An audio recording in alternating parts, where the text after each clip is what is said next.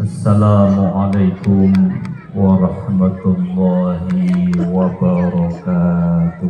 Waalaikumsalam warahmatullahi wabarakatuh. Bismillahirrahmanirrahim. Alhamdulillahi rabbil alamin. Wassalatu wassalamu ala asrafil anbiya'i wal mursalin Sayyidina wa maulana Muhammadin wa ala alihi wa ashabihi wa dhurriyyatihi ajma'in. Qala Allah ta'ala fi kitabihil karim, a'udzu billahi minasy syaithanir rajim. Bismillahirrahmanirrahim. Ya ayyuhalladzina amanu taqullaha haqqa tuqatih wa la tamutunna illa wa antum muslimun. Shadaqallahul azim. Amma ba'd.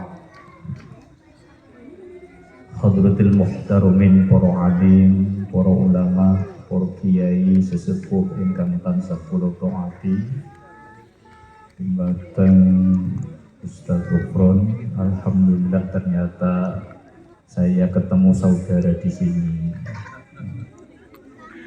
Mungkin sudah berapa waktu yang lalu dia ternyata pernah juga memberi tausiah di tempat saya. Ternyata saya baru tahu kalau kediaman beliau di sini. Karena saudara saya banyak Pak, jadi beliau waktu itu yang memanggil insya Allah Ustaz Andi Muhammad Amin gitu. Sama deko beliau yang hijrah malah Ustaz. Hijrah di sebelah tetangga Citra Harmoni. Jadi sampun damel istana dan ruku yang alhamdulillah saya sudah ke sana luar biasa, karena di sana jalur luar biasa. Jadi kelihatannya beliau biasanya kemari, ya ke Sambi, ya ke Citra Harmoni. Dumateng Bapak Ketua RW ingkang kula hormati, Bapak RT berita seluruh staf, Ketua Jamiah wonten. Ketua Jamiah Yasin Tahlil, baik bapak-bapak maupun ibu-ibu, wonten ibu Ketua Jamiah pundi?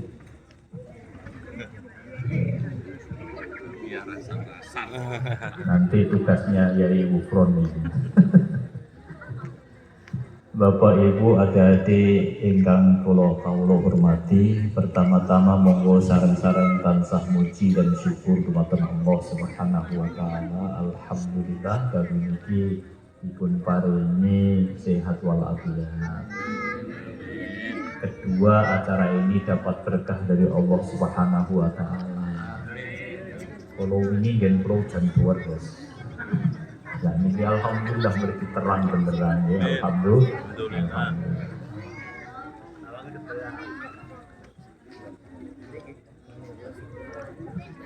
Mudah-mudahan acara ini betul-betul mau berkah dalam kehidupan kita, dan insya Allah ini adalah merupakan satu ajang silaturahim di antara kita. Wong sing gelem silaturahim insya Allah diparingi berkah panjang umurnya. Nomor kali insya Allah dimudahkan rizkinya. Ini penting ini, karena kalau kita dibuat acara silaturahim halal bihalal pun buatan medang, ya, itu perlu dipertanyakan gitu. Ini alhamdulillah kula wau dipun paring pirsa nek keluarga RT 16 ini kakaknya hanya kurang lebih 60 ya. Sing teko ternyata lebih dari 100 ini. Alhamdulillah, berarti satu kakak udah 2 kali lipat. Pertama-tama puji syukur dumateng Allah Subhanahu wa taala dalu niki kita sedaya dipun paringi sehat walafiat Nomor kali alhamdulillah kita bisa bermuajah di tempat yang mulia ini, walaupun di jalan tapi insya Allah barokah. Nomor kali kita bersama-sama senantiasa tidak henti-hentinya menyampaikan salawat dumatan baginda Rasulullah Shallallahu Alaihi Wasallam ingkang sampun medalken kita sedaya. Saderengipun dalu ngaji perjanjian nggih. Perjanjian niku nggih. Kula ngaji pinten menit? Kali jam. Kuat aja. Sampai kuat kula sing mboten kuat. Pun ngaji niki sing penting intinya mawon, gitu, intinya mawon. Pada hakikatnya insya Allah panjenengan pun paham, namanya halal bihalal ini tiap tahun, gitu. Saat dari ini pun kalau nyampe akan niku kalau dipesen kali panitia, dan saya Ustaz nopo untuk menyambung silaturahim supaya orang pepatah mengatakan tak kenal maka saya paling sing kenal kulo ini mungkin penting yang ini. Paling Pak Badukro kali Pak Teguh oleh telepon-teleponan minggu nih kalau dereng tepan gitu.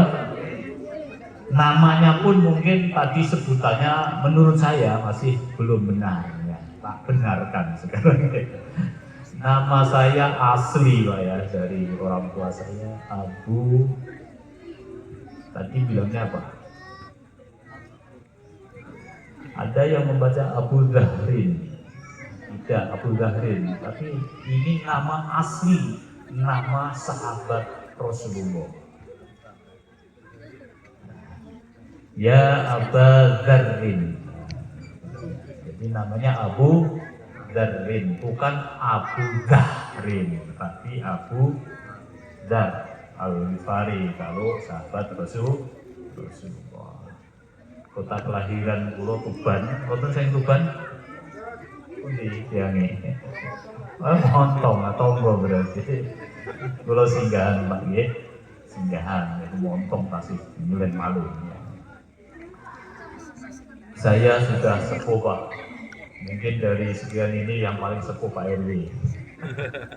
Paling sepuh. Saya lebih tua. Oh 61. Abah Kubron sudah masih 40 Pak. Nah, saya kelahiran tahun 67 Pak. Berarti saat ini 50 56. Sekedap malih kula badhe ini nututi Pak RW.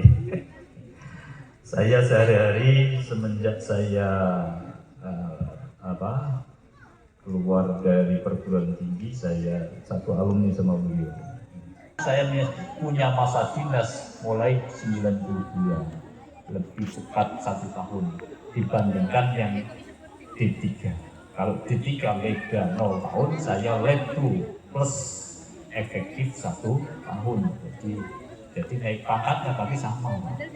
Begitu nanti saya kapten, dia kan lega 3 tahun, Letu ke kapten 3 tahun, 6 tahun. Saya Letu ke kapten 6 tahun. Kok ketemunya Letu kapten sama dengan yang Lega. Cuman untuk hanya kenaikan itu aja lebih dari 1 tahun. Ya. Sekarang saya sudah mendekati pensiun dan persiapan pensiun, sehingga saya sekarang ini masih menunggu jabatan baru karena saya sudah kemarin jabatan di luar Jawa, sehingga saya sekarang harus istirahat di staf Panglima Komando Armada 2 Surabaya. Artinya staf ahlinya Panglima. Ya, staf ahli Panglima loh Pak. Bidang sosial dan politik, padahal kita nggak boleh politik, itu hanya istilah saja. Itu aja sebagai perkenalan saya, dan pada kesempatan ini nun sewu ngapunten, ini ada Pak Yai, ada Ustadz ya, barangkali nanti ngajinya kurang tepat, nun sewu nanti diluruskan di sini. Pertama, bahwa halal bihalal ini kita tentu sudah populer. Acara halal bihalal itu di mana-mana sudah dilaksanakan. Apa yang ingin kita cari dengan halal bihalal? Intinya adalah silaturahim, yaitu kita menyambung ya silaturahim di antara kita sesama umat manusia di muka bumi ini tanpa terkecuali. Ya. Setelah kita menjalankan ibadah Ramadan selama 1 bulan penuh, alhamdulillah sukses. Kecuali ibu, sukses bu. Sebulan nutut, boten loh. Kecuali yang sudah usia ini, alhamdulillah. Tetapi kita yakin dan percaya bahwa sesungguhnya ibadah Ramadan yang kita laksanakan dengan tulus dan ikhlas, fa insya Allah menghantarkan kita di hadapan Allah menjadi hamba-hamba Allah yang suci, diampuni oleh Allah Subhanahu wa Ta'ala. Terus dipun riwayatkan di dalam hadis baginda Rasulullah sallallahu alaihi wasallam, man soma Ramadana imana wa hisaban ghufira lahu ma taqaddama min dhanbi. Luar biasa Ramadan ini ya. Ketika kita bisa menjalankan ibadah Ramadan selama 1 bulan setiap tahunnya, insya Allah dengan tulus dasar iman dan ikhlas mengharap ridho dari Allah Subhanahu wa Ta'ala, insya Allah kita ini di hadapan Allah menjadi orang yang insya Allah dosa-dosa kita yang lalu telah diampuninya. Makanya kalau ningali wajah-wajah pun bersih-bersih, masya Allah, alhamdulillah, berseri-seri gitu. Aplu minallah, insya Allah panjenengan sukses. Yakin ya, yakin. Selama kita tulus loh ya. Tapi kalau kemarin nggak tahu menjalankan ibadah Ramadannya nggak jelas ya, hanya kita dan Allah yang tahu, gitu. Ketoke poso tapi belum tentu kalau kita ini puasa. Kenapa banyak orang berpuasa? Rasul sudah mendiko, kam min so'imin, banyak orang yang berpuasa. Laisa lahu min siyamihi lal ju' wal atos. Banyak tiang itu menjalankan puasa, tapi puasanya hanya tiwas lapar dan haus. Asin peninggu, mereka hanya bisa tidak makan dan minum, tetapi, nah ini pun saya ibu. Kenapa hancur pahala Ramadannya? Karena ini satu lisannya tidak dijaga. Memang tidak makan, memang tidak minum, tetapi mulutnya tidak dijaga. Hati-hati nih, insya Allah yang menghancurkan pahala puasa hamba Allah ini karena kita tidak bisa menjaga lisan.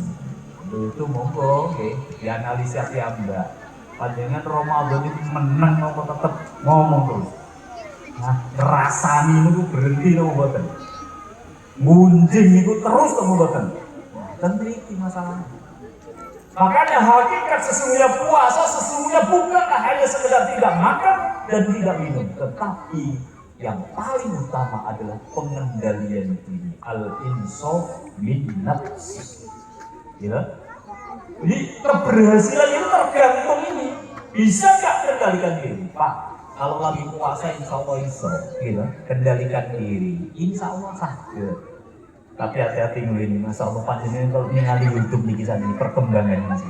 Ada ustaz mengatakan, puasa itu rokok tak membatalkan puasa. Benar gitu?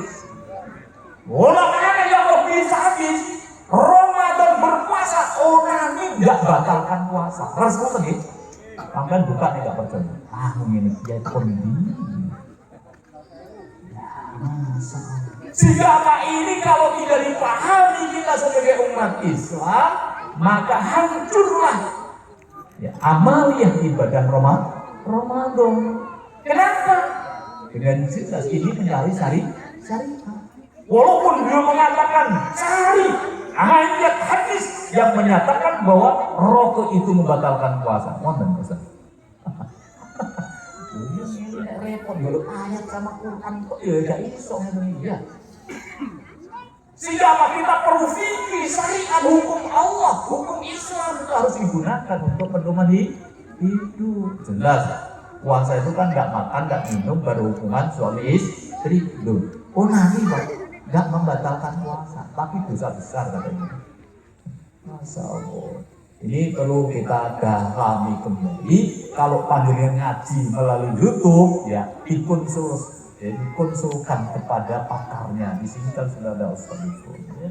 Jangan sampai kita keliru amal ya ibadah. Karena itu tadi ya.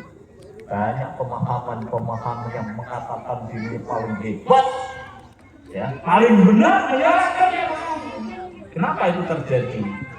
Mohon maaf, secara intelijen mungkin Bapak lebih paham. Mantan Pak RW ini ya, mantan TNI, apalagi berdinas di Kodim. Paham? Masyarakat kita kenapa umat Islam itu selalu dibentur-bentur kan? Karena memang umat Islam memang di Indonesia ini adalah umat terbesar. Sehingga kalau umat Islam ini bersatu, maka akan membahayakan. Sehingga diadu domba terus, diadu domba oleh pemahaman tokoh-tokoh agamanya. Nah, itu insya Allah kalau di sini sudah ada bentengnya seorang ustadz, insya Allah aman ya. Nah, berani coba-coba di sini ya. Kalau masuk sini model macam-macam pemahaman ini nggak usah dipakai, gitu. Percuma, malah bikin kita ini nggak tenang beribadah. Harus ya? Iya, ibadah ngawur ini ya.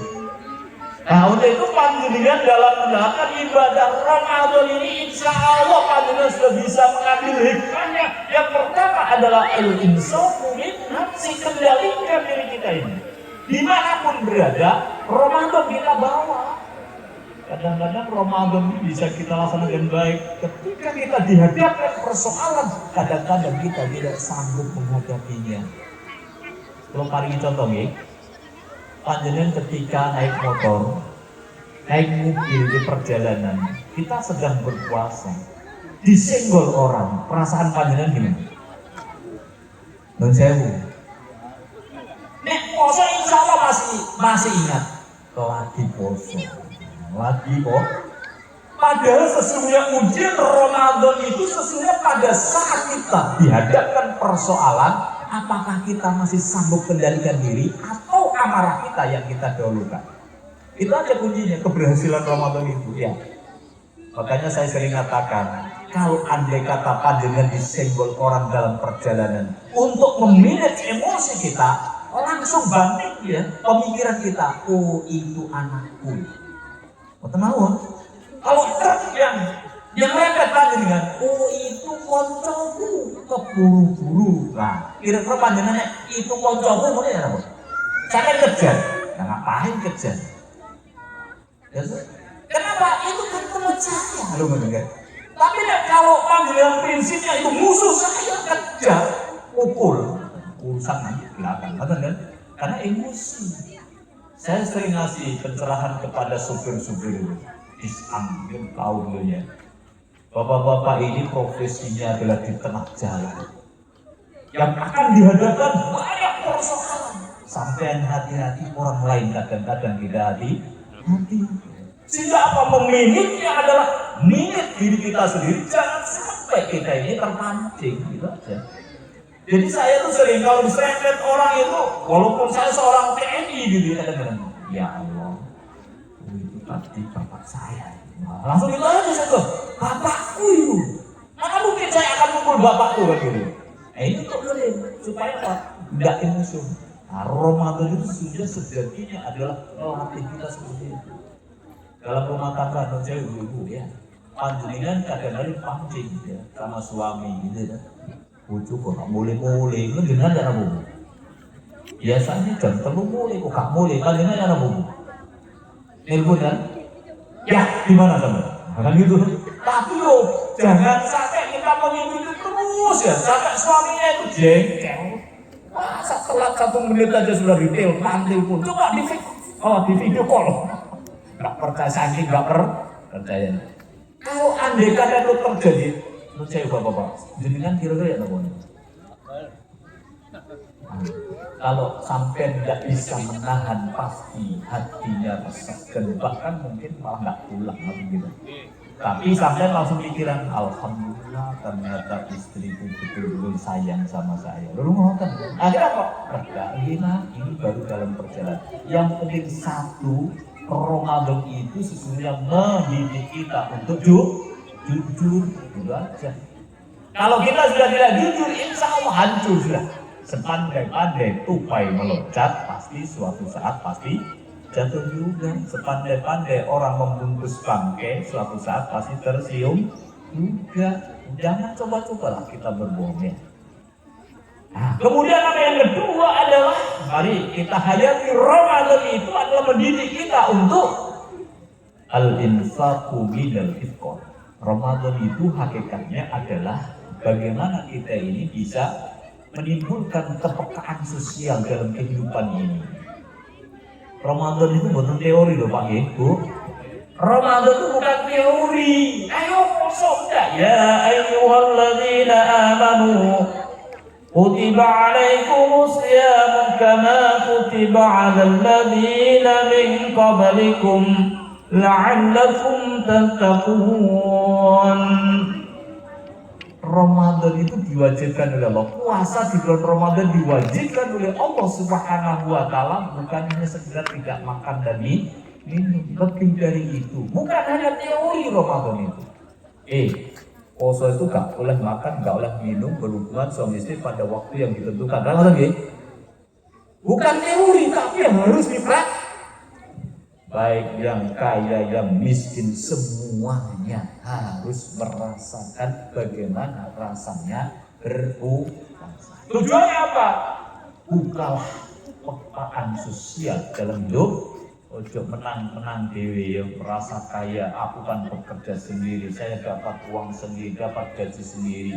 Di balik apa yang kita terima ternyata ada hak orang lain.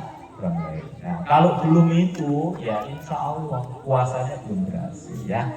Yang terakhir, puasa itu mendidik kita untuk wabadrus salam bil alam.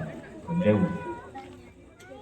Orang yang ahli puasa pasti ucapannya baik. Gitu? Kenapa ahli siam? Pasti terkendali ucapannya. Hari ini kita dibenturkan lagi Pak Gi. Hari ini Ramadan kemarin ditutup dengan sholat Idul Fitri. Nopo panjenengan hari ini yang terlintas dengan sholat Idul Fitri. Masya Allah, ada perkembangan pondok pesantren Az-Zaitun ya toh, yang menggemparkan seluruh Indonesia. Mazhabnya sih Bu. Luar biasa ya. Ada mazhab Soekarno itu ondi. Luar biasa ya. Hati-hati ya. Kalau ini kita tidak sikapi, maka Indonesia mungkin kita akan pecah belah umat Islam ini. Ya kan? Ini sesama kita umat Islam, coba bayangin. Kalau sampai kita umat Islam ini demo, apa yang terjadi? Jadi temui tangan sama mereka. Itu umat Islam bentrok terus. Ya, hati-hati.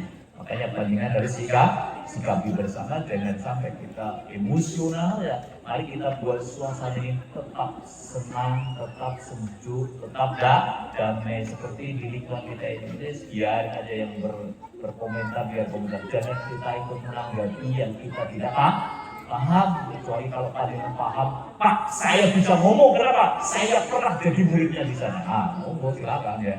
Saya pernah jadi santrinya di sana. Bagaimana amalnya, ibadahnya? Silakan. Tapi kalau kita nggak tahu ya kita sebagai sebagai umat Islam ini ya ketahui bahwa ini ada perkembangan yang seperti ini, pasti nanti ada pihak-pihak yang akan menyelesaikan dengan baik. Nah, untuk itu hadirin sekalian, sepanjang kita sudah laksanakan puasa seperti ini sukses. Ya, tinggal persoalan sekarang kita sesama umat.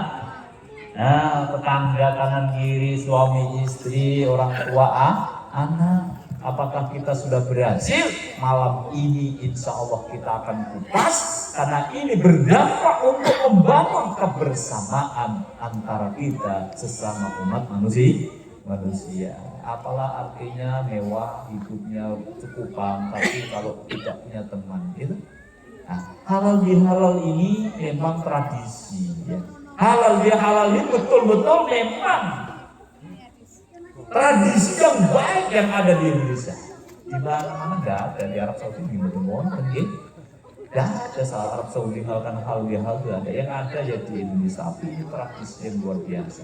Ini dia masih ngomong, oh halal itu bid'ah, nggak ada dasar hukumnya ya Allah. Padahal baginda Rasul sudah selalu menyatakan bahwa kita harus menjalin silaturahmi. Intinya halal sesungguhnya adalah silaturahim, membangun kebersamaan, kita saling minta maaf. Ada orang di sini yang setiap harinya betul semua Pak, benar terus. Ya, kita sadar. Sehebat apapun, setingkat ustaz, iya yakin ya. Saya yakin termasuk banyak salah dan dosanya. Al-insanu mahalul khata' wan nis. Manusia sepanjang masih menjadi manusia, kita ini tempatnya salah dan dosa. Sadar hal itu, maka di RT 16 ini kita laksanakan halal bihalal. Makanya kalau halal bihalal ini ada yang tidak mau berjumpa, ya berarti yang bersangkutan harus bisa mendatangi satu persatu. Urut dan datangi satu persatu soal berat toh, ya tadi yang tetap kafe ya. Insya Allah kita lestarikan budaya ini. Makanya di situ ada istilah silaturahim yang insya Allah tadi sudah saya sampaikan dasar hukumnya. Insya Allah wong sing belum silaturahim menyambung hubungan kekerabatan di antara kita, Pak, insya Allah kita ini akan diberkahi oleh Allah, dipanjangkan umurnya dan insya Allah diberkahi rezeki. Kadang-kadang memutuskan hubungan silaturahim ya jauh dari rezeki gitu. Gimana rezeki datang, orang mau ngasih aja dia nggak mau, menolak kan gitu. Hakikat sesungguhnya kita menolak silaturahim berarti kita menolak rezeki dari Allah Subhanahu wa Ta'ala.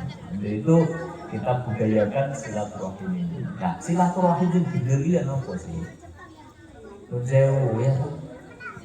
Silaturahim itu ada 3 macam kriteria. Yang pertama adalah kita betul-betul namanya silaturahim itu menyambung sesuatu yang putus.